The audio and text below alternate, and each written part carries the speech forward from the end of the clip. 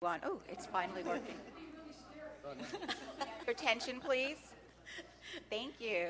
So you don't want to know our conversation Can you hear me now? when we No? meet outside for social life. Okay, I feel like the Sort of Verizon okay, guy, let's talk or is he about the drugs. AT&T or Sprint guy? Outside of it. What? It's not on?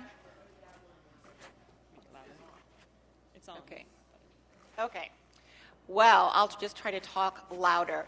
My name is Lynn Janelle. I'm the Executive Director of the Bellevue Schools Foundation, and so glad to have you here this afternoon for our candidate forum. I see many familiar faces out there, but if you are not or don't know about the Bellevue Schools Foundation, I just want to tell you that we are a group that was started almost 40 years ago by a group of parents who wanted to help drive resources to the district so they would be able to provide every child with the best possible education. And with support from the community, we've been doing that ever since. And these Education Connections events are just one of the ways that we reach out to our community to help keep you engaged in educational topics. We're very happy today to be doing this with one of our best partners, which is the PTSA Council. And so to tell you more about the format for today and our candidates is Lisa Shank.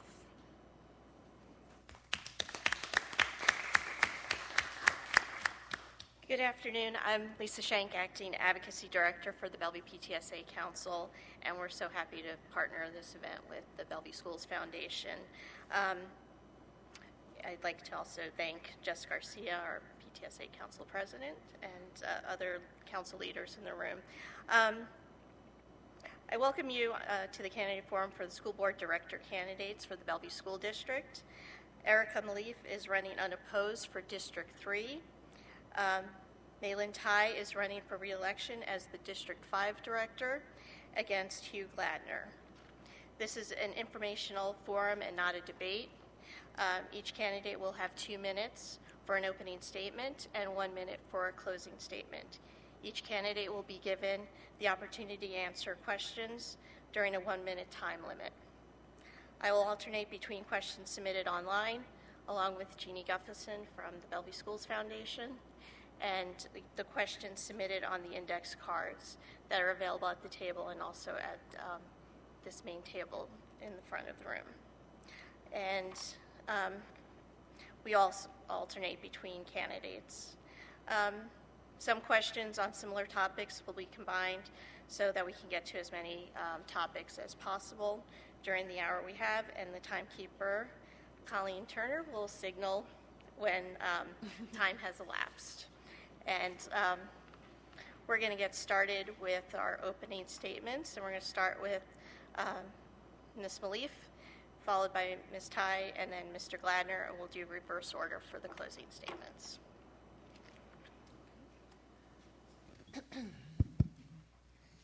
Can you hear me? Okay. I would just like to thank the PTSA Council and the Bellevue Schools Foundation for the opportunity to be here to talk to you all today. I don't think it's a revelation to anyone in the room that I'm the newbie here. My-Linh and Hugh have both worked on the school board or in the schools and may know many of you, but I don't.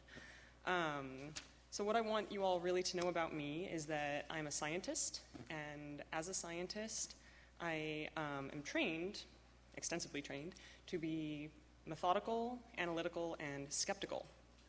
In science, basically, the main questions that we always ask are why and how. And I feel that those questions can be equally applied to the role of governance in a school district. You know, why are we using the methods that we're using? How can we go about achieving our goals? What is the evidence and the research that we have to back up our plans for achieving those goals? Are our current methods working? If not, what can we do to readjust? What are our other options? I think many people run for office, any office really, because they want to change something. There's a particular policy that they take issue with, that they feel is not working, and they make that kind of their goal, is to change that one particular policy or maybe a couple of things. But I'm kind of coming at this from the other side. My kids are young. My oldest just turned 4, and so they are not yet in schools. And so I don't have any dissatisfaction, really, that needs to be addressed. And so I sort of see myself as taking on the role of the outsider a fresh perspective, a fresh set of eyes. You know, my role as the outsider is pretty obvious. I don't think anyone in the room knew who I was before I sat down at this table.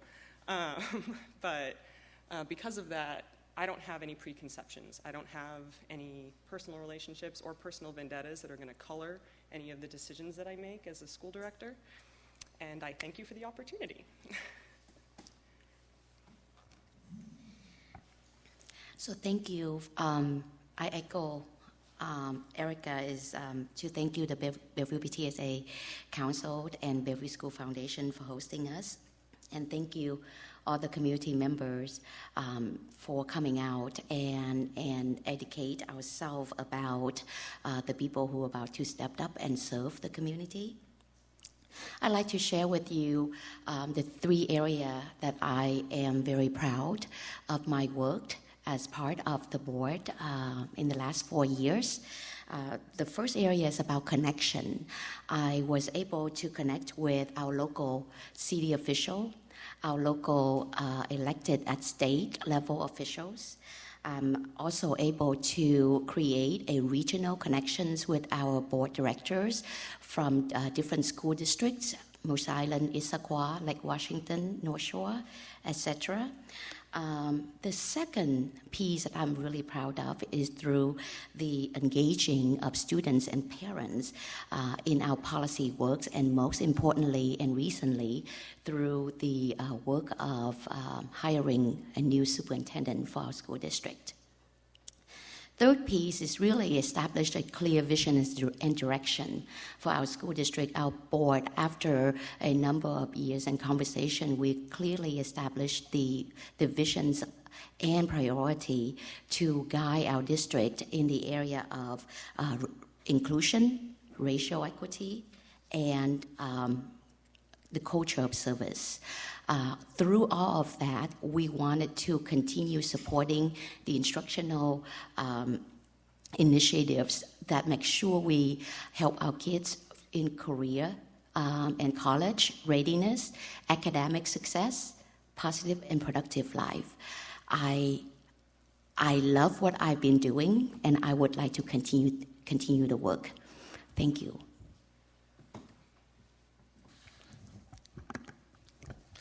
Good afternoon. Thanks for everybody coming out today. A little bit about my background is I'm a Bellevue School District product myself. Bennett Elementary, Highland Junior High, before I was middle school, then Interlake. Have grown up and lived in the Bellevue area outside of college my entire life, and have a great passion for this community as a whole, including the school district, which is so important in how we're raising and creating the next level of, next group of students to be citizens in our district and what have you. And the real reason I ran was the amount of what I feel is apathy going through the school district right now, and the lack of interest from outside community members. We have some fabulous outside support with our foundation, our PTAs, Jubilee Reach, the Boys Club, YMCA, all places that I've worked. I've volunteered for 30 years plus, working with kids and what have you, and you're seeing less and less interaction with community members, and more kids being driven to other schools, parents doing less. If you look at the survey numbers are down, the foundation numbers were down, volunteer hours were down, and I think people are frustrated because there's not a lot of transparency and there's not a lot of communication of what's going on within the district. It's a great district. It's a great district. I think people are moving in here because they want to be a part of, and I think the next 4 to 8 years are very, very important to what happens and what it looks like. We've got a levy coming up with a short-term solution, maybe with long-term, possibilities, and making sure that we continue to grow as a community. But it's all encompassing. It's everybody. It's not just the school district, but it's going to take community partners to really be what we want to be. And I think that's where we need to get back to what it was when I remember growing up here and how involved everybody was with an open door, an open handshake, and going from there. So again, I thank you for being here today. Super, thanks you guys. We're going to go ahead and start with questions, and we'll start with Hugh. Is that what you want to do? Yeah, we'll start with Hugh with the first question, and I just wanted to remind you, we'd like to keep your answers to about 1 minute, and Colleen will show you a card when you have about 15 seconds left to help you, okay? So the first question is, Bellevue is a highly rated school district in our state. What, in your opinion, is the school district doing to contribute to that success, and what is needed to maintain that success? And we'll start with you. I only heard about half of it. Bellevue is a highly... It's a highly rated school district in the state. What do you believe the district is doing to contribute to that success, and what more is needed to maintain it? Well, that's a great question. And part of what I opened up with was, that's why people are moving into Bellevue, because it is a highly rated school district, and parents want their students to be here. And we have a lot of great offerings for several students that are at the advanced level, who can do the AP classes, who can take extra classes, who have opportunities with whether it's internships or whether it's college readiness and getting kids ready for the next level. Where I think some of our struggles come from, and if you've read my bios, I talk about the whole student, and I don't know that if you're not the round peg, round hole, that we do enough for students outside of that to give them other opportunities of learning, whether their passions through music, art, athletics, whatever it might be. But we have to, instead of forcing the issue, sometimes we got to make sure that we are absolutely giving them every opportunity to learn how they learn, not picking how they choose to learn. So thank you. Thank you for the question. In my opinion, first, it has to do with our work in collaborations with our educators. We believe that to have the best educators in the classroom contribute to the success of our students, and by supporting our educators in professional development, we continue that success. Secondly, is about community partnerships. We really couldn't do it without our communities. We have been successful in our levies. We've been successful in our bonds. It's all because of our community willingness to support our work. And next, really, this school district is about data-driven. Any initiatives that we push out, we ask for data, and when we don't have the data, we search for data and way to get the information so that we can back up our work. Thank you. It's a great question. Of course, the Bellevue School District is very highly rated. That's why my family lives here, and why many others probably also live here. Of course, there's been great work in terms of the college readiness and the AP classes, as Hugh and My-Linh mentioned. One of the things I think needs to continue to be addressed, though, is the students that don't necessarily fit that mold, as Hugh mentioned. There's other ways to be successful in life apart from just going to college, and especially as college gets more and more expensive, it may not be the right route for every student in the future. In addition, other forms of learning, rather than just, a teacher has a class plan and needs to follow that out. We need to be able to support our teachers to address other types of learning that other students may have.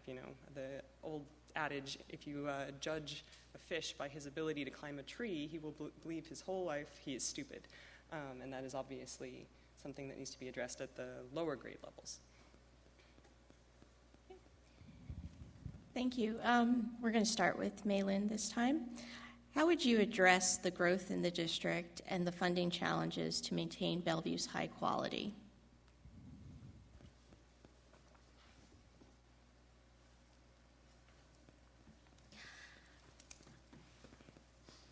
I have this conversation with many other school districts as well. It's the whole idea of collaborative work is through really sharing best practices. And what I've learned is that there are many school districts growing and facing the same challenges as we do in terms of crowded schools, not just classroom, really schools, and it become an unsafe environment for our kids. At the same time, there are school districts across the state that losing students. And through that, I first believe that it is something to celebrate, that we are growing. Second, as I answered earlier, it is really about engaging our community, and it's about getting our community on board of recognizing these challenges and how together we can figure out an adaptive solutions for these adaptive challenges. I'm watching Colleen. I'm so worried that I'm going over time. Okay. Erica? Yeah. It's a challenge. It's a great question, and I don't have a good answer for it. We want our students to have the best. We want small class sizes. We're building another elementary school. We're building more schools to address, overcrowding. But the finances are going to be a challenge, and especially with, the state now playing a role. We don't even know what exactly is going to happen as far as, what we're allowed to do, what we're allowed to spend money on, what we're allowed to spend what money on. And so I don't have a good answer for that question because there's just too many unknowns. Of course, collaboration between the school board, the teachers, and the community is going to be key in ensuring that we really maintain the excellence of Bellevue schools. You? Yeah. Yeah, this is probably one of the biggest concerns facing the district right now is the funding and where we're going to be. And like I said in my opening statement, the next 4 to 8 years, the state's going to give us less than what we think that we deserve. The district has already approved to pull out, over $3 million for this next year out of the reserve. And we're talking about a levy coming up. And as property taxes continue to keep going up, a levy continues to keep going up. Less and less young families are going to be able to afford to live in Bellevue. So we're not going to go from 20,000 students to 22 to 23,000 students. There's a reality we can go from 17 to 16,000 students and be a smaller district at the rate things are going. And the concern is then you're looking at less taxes and less property money and what have you. And community partners are going to have to be every big part of that to make sure they're engaged and they're part of what we're doing as an outside resource and how people want to volunteer and be part of it. And be able to find ways of saving some of the monies instead of having to pull out monies for Head Start and reserves and that sort of thing.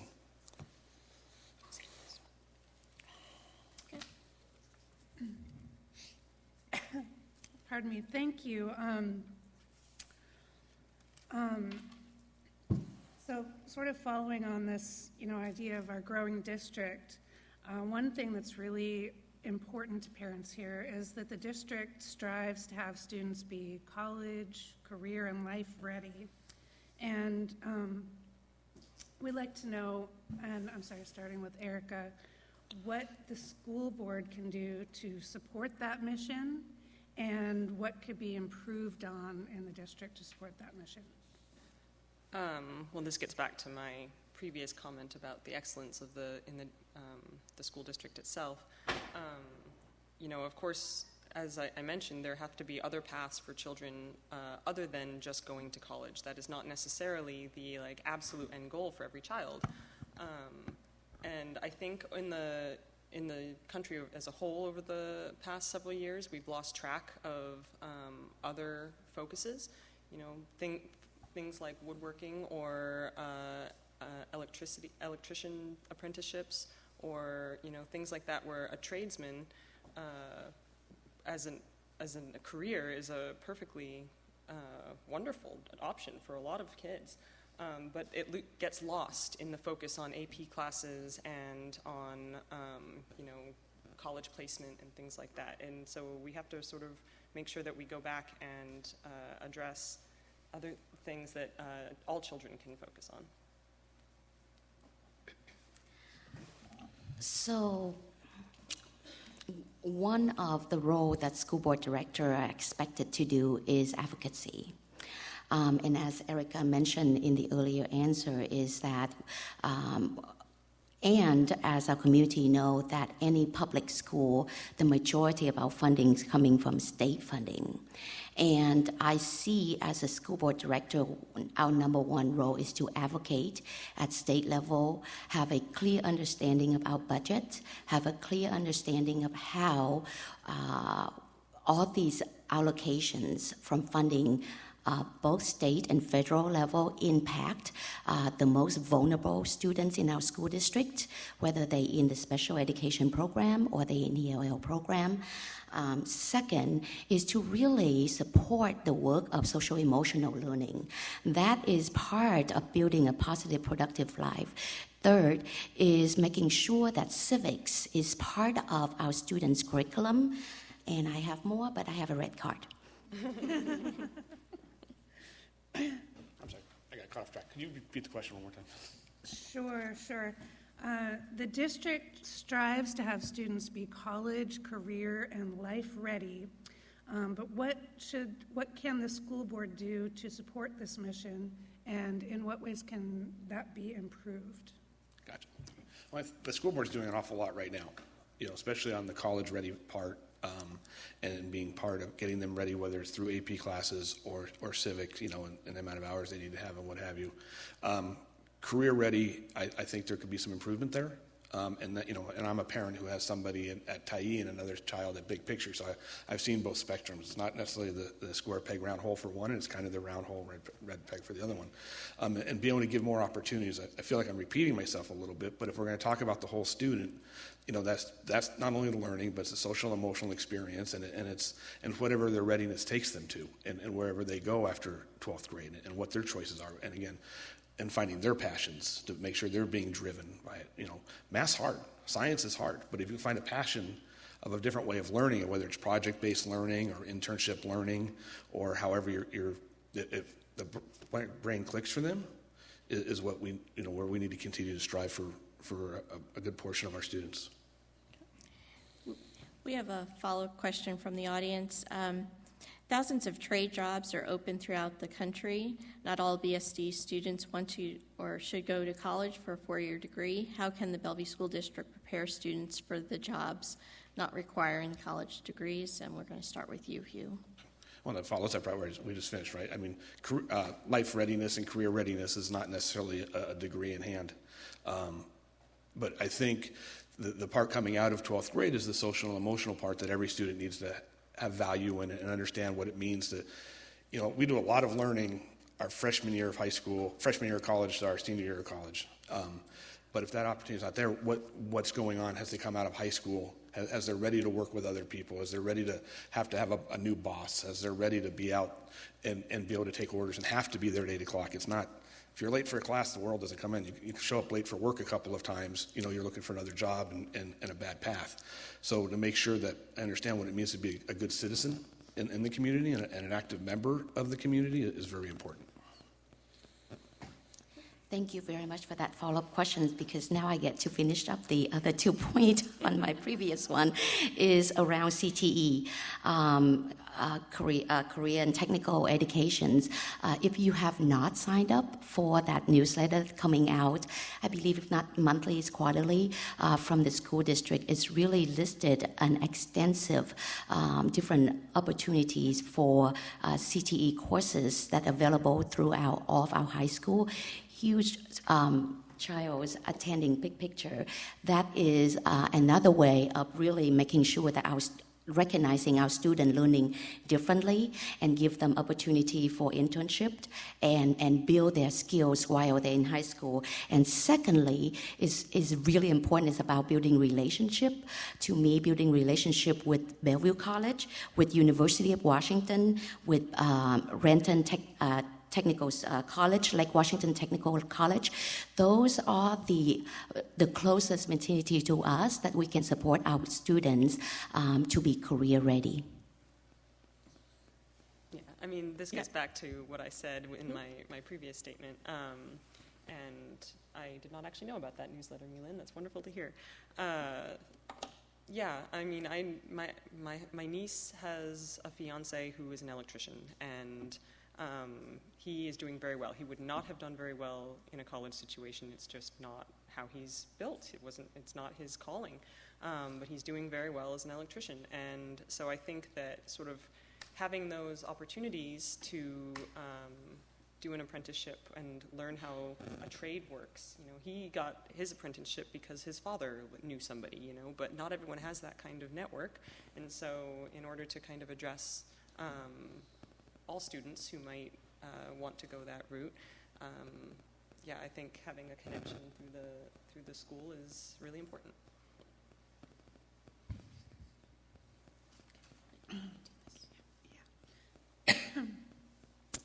Thanks, you guys. Related to college and career and life readiness for all of our students, what is your current understanding of how the district is working toward inclusive practices for children receiving special education services? And how would you propose supporting efforts in equity, particularly for those students? And I'm sorry, let's start with My-Linh. As I mentioned earlier, one of the board priority this last year and this year we continue those is the work of inclusion. The one area that we have done across the district started last year, and recognizing that this work is not something can be done overnight, is called the co-teaching model and framework. We really wanted to get to the point where our students who are in the special education program have to have access to the least restrictive environment where they could learn and be exposed to or have accessibility really to the educations that each and every student in the Bellevue School District has. Inclusion is very important to us because really our goal is to make sure 100% of our students be able to graduate on time with both career and college ready. Thank you. Again, I will admit, this is something I do not know very much about. I think the inclusiveness initiative that My-Linh mentioned is taking great steps to sort of address the shortfalls. You know, the district has always been very good in advanced placement, and now the renewed focus on special education and the other end of the spectrum for special needs students. How that ties into college readiness is something I still have to learn, but I look forward to hearing what the school board has been doing with it. Thank you. When I decided to run back in spring, this is probably where I've been the most highly educated and had the biggest void and knew the least. And what I continue to hear the most is there's just not enough being done. It's not maybe from lack of effort, just not enough being done. And there's a lot of work coming there, and I think the budget is scaring some people and making people really, really nervous.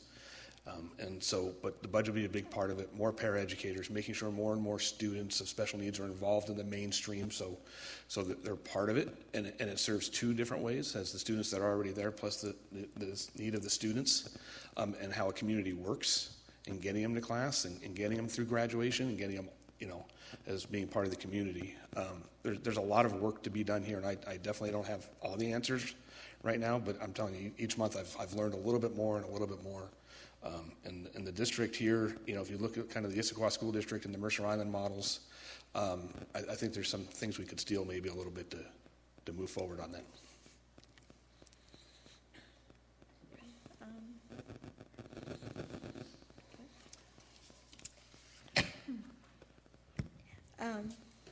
Quality service has been listed as a priority of the Bellevue School District. How would you go about improving customer service and transparency with the community? And we're going to start with Erica. Sorry, lost track. Can you repeat the question? Yes. Quality service has been listed as a priority of the school district. How would you go about improving customer service and transparency with the community? Well, this is one of the things that I think that I can maybe address as an outsider coming into the school board. I think community engagement is something that's very important within the schools. I think that perhaps, Hugh mentioned that that has been lacking. I do not have a lot of personal experience with this. As I mentioned, my kids are not yet in school. And so I don't see the day-to-day interactions between the school board and the PTSAs and all of that. But I think that a bit more outreach, letters to, especially on the younger side of things, the younger students, and if you can get parents involved in the schools much earlier, then we have a much better shot at sort of building the community from the ground up. I would think, me? Yeah. And I think this is one of the biggest frustrations in the district right now with community members and parents is the lack of communication and the lack of transparency of what's going on. And it's hard. You come to a school board meeting and you have your 3 minutes to speak, and by rule there's no response. But there's also been very little follow-up. when there's been an opportunity. And I know that frustrates a lot of people, so they stop coming to the school board meetings, they stop talking at the school board meetings, and now your apathy is set in because they don't feel anything's being done, and there's not a lot of follow-up. And I'll tell you, I started, and if you, on my website, the last Sunday of every month, a town hall forum, and I've promised to do it even after elected and continue to do it. Now, I understand that I'm not a school board member representing the school board at that point, but it gives a chance for conversation. There's an opportunity to follow up and hear the voice, because the people that sit in this room have to be the voice of everybody else out there. And it's not happening. It doesn't matter where you're talking and who you're talking to. Several great organizations, and they're just not getting the feedback and the answers that they're looking for. So once again, culture of service is on top of our board priority for the last 2 years. I will share with you one. We are looking into a model of working with our principal, who are the group of people who would push out communication to community. And the other group that we are working with are our office managers, who would be the group of professionals who will receive communication coming in. Those will be the two groups that we aimed at working with, and through that we learn how to better communicate with our community through the services. A lot of time, language, words, message, way to communicate matter. Board only have one single person that we can influence, that's the superintendent. The rest really depend on the superintendent work with his cabinet.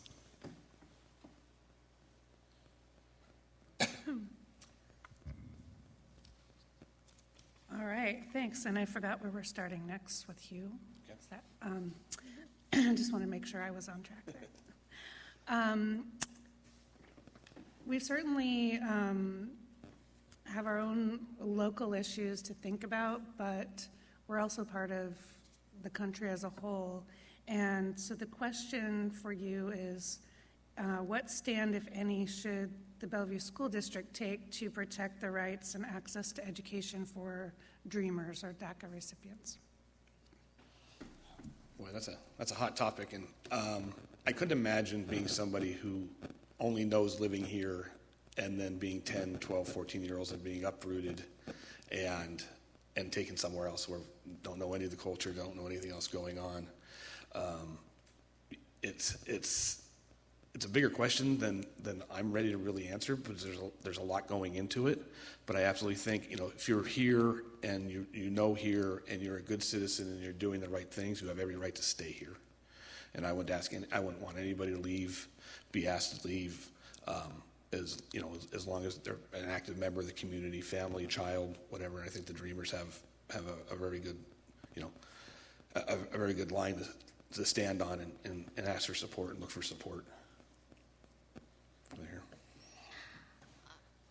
Many of you may know, many of you may not know, the reason I ran for school board directors 4 years ago was because I had the privilege of reading 2 essays written by our undocumented students. They touched my heart in the way that brought me back to 1983 when I first arrived to this country, and understanding the opportunities available to our students. I ran because I wanted to make a change and giving our undocumented students that opportunity. Here I am, 4 years later, and I can share with you at state level, I was successfully putting in a legislative work in putting DACA as the top 10 priority for the state of Washington from the school board directors associations. And secondly, I was able to put in 2 proposals specifically around equity and student achievement. I don't have an answer to the question directly, which is what can we do to really support them. I don't think there's anybody here that thinks that Dreamers should be deported. They've lived here their whole lives. This is their home. They were raised here. Some of them didn't even know until they were older that they were undocumented or didn't have papers. What we can do to support them is something, I don't have an answer, except to lobby on the federal level to renew DACA.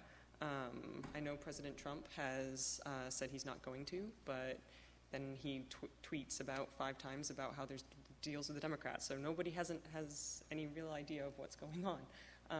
But Seattle is a sanctuary city, and I think that's fantastic, and I think that any student who, as Hugh said, is being a good citizen and attending school and has grown up here with their peers deserves to stay and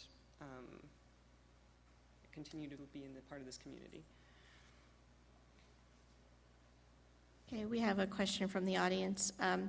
With teacher shortage nationwide, how can the school board attract high quality or train new teachers, especially in such an expensive place to live? And we're starting with My-Linh.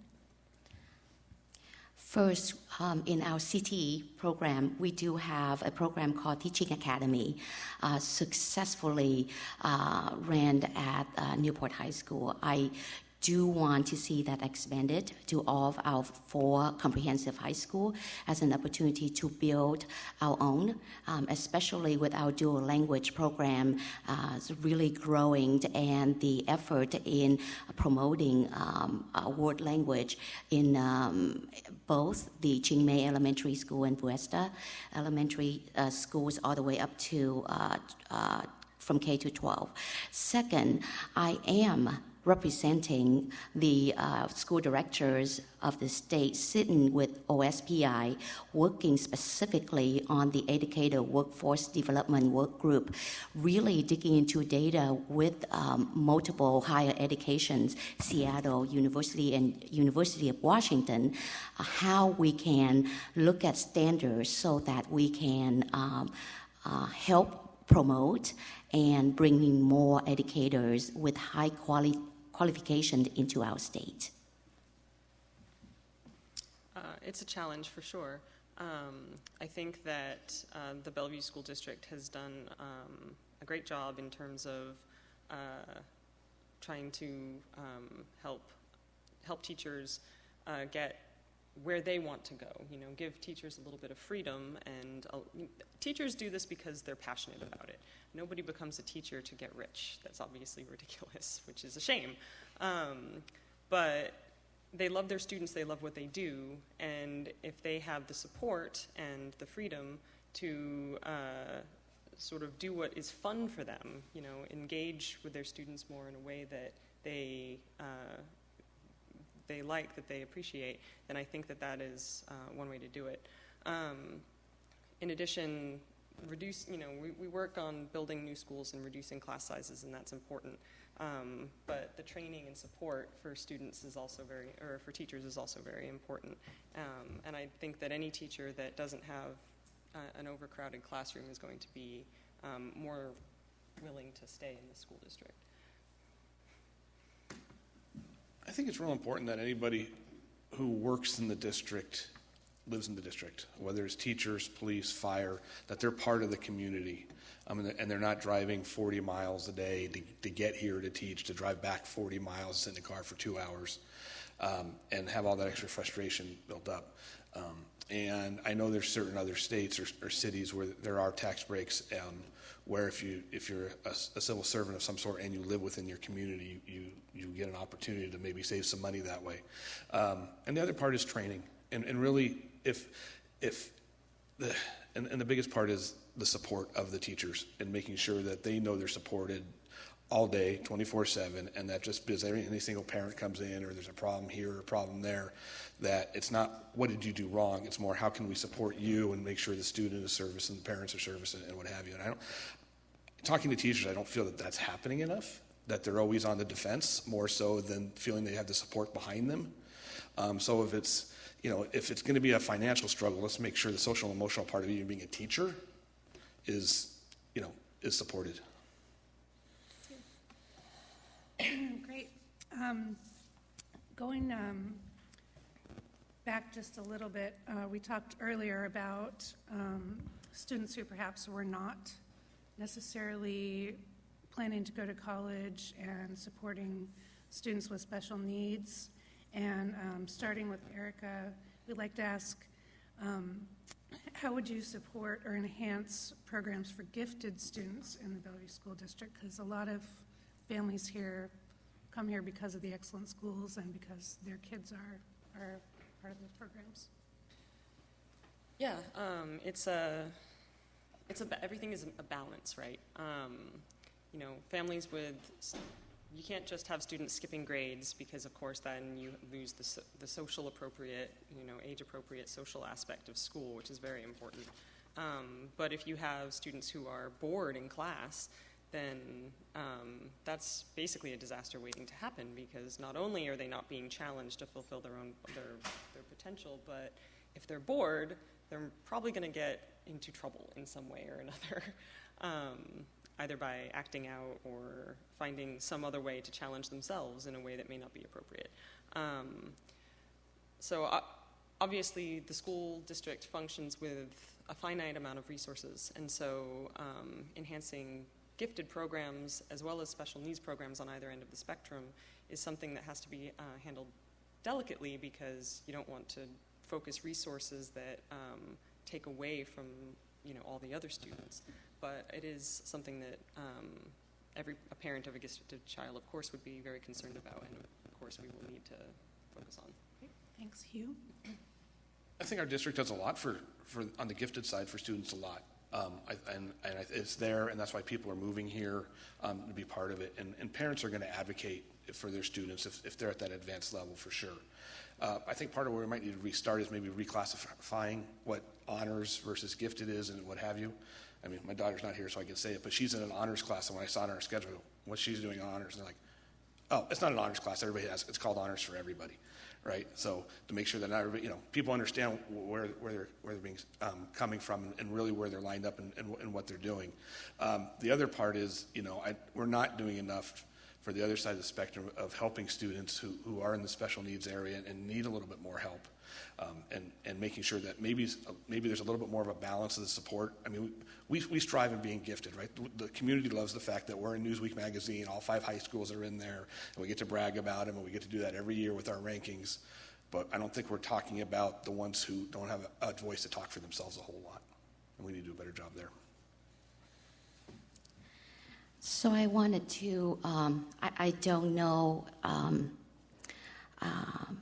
whether this information is widely known out there, but both special education program and gifted program are being defined and included in basic education.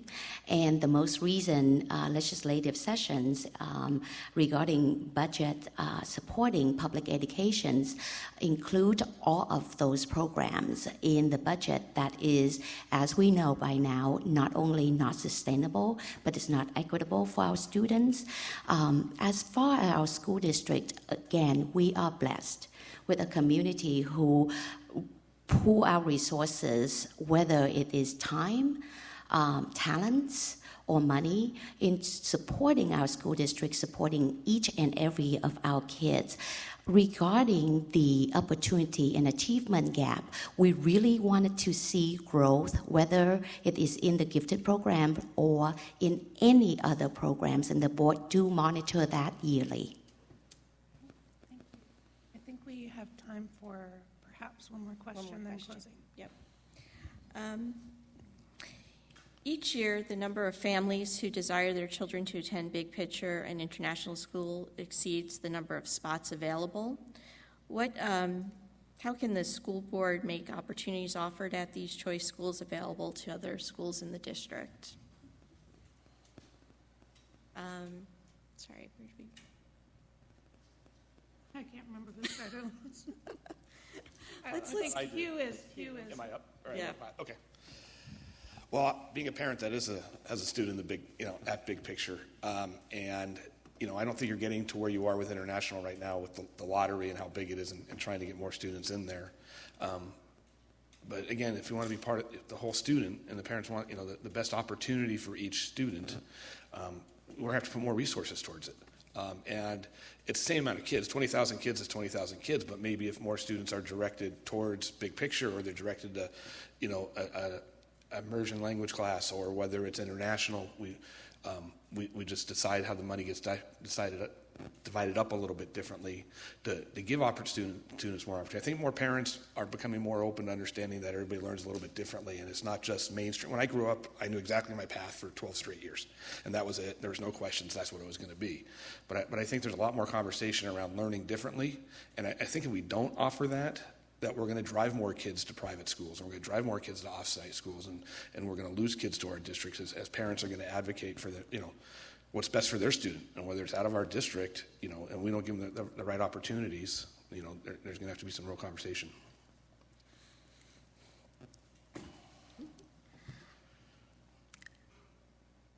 First, our choice school is really my pride when I have conversation with anyone I meet around the state or even at national level.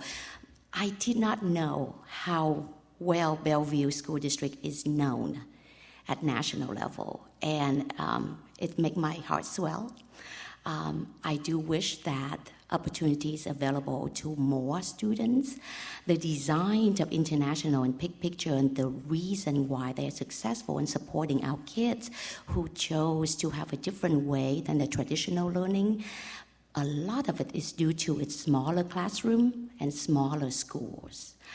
We want to make sure that those opportunities are available to more students, whether through engaging those in the comprehensive high school, in terms of opportunity for internship, in terms of opportunity for learning differently, and those could only be achieved through professional development for our educators.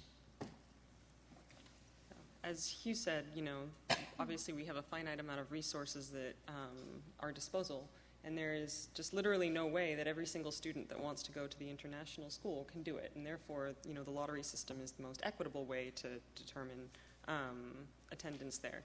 But as far as engaging the same opportunities at other schools, I think that perhaps a better question would be addressing how students themselves learn. One thing I've noted here with these questions is they tended to be geared more towards the older kids, like middle school and above. And there haven't really been a whole lot of focus in this question and answer session on the elementary level. But if at the elementary level we can support teachers to help the individual student learn how they learn. Maybe some kids learn from hearing, maybe they learn from a video, maybe they learn by writing it down or drawing a picture. But if that student can figure out the best way for them to learn, then they can carry that information with them throughout the rest of their education career and will probably do better. And so I feel like in order to address this equity level, we really need to focus on the younger kids as well. Do you want to do one more question or closing statements? No, we need Okay. to do closing statements. Okay. So who did we start with for opening? We started with Erica, so we will start with Hugh for the closing statements. Yep. Hey, thank you for taking the hour out of your day to be here today and listen.